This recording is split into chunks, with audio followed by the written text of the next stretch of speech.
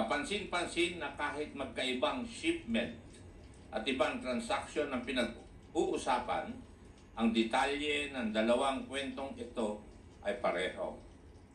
Pareho pong bilyon-bilyon ang halaga ng Shabong ipinasok, 6.4 billion in 2017 at 3.4 billion in 2018 na pareho pong nakatago sa mga gamit industrial, metal cylinders in 2017 and magnetic lifters in 2018.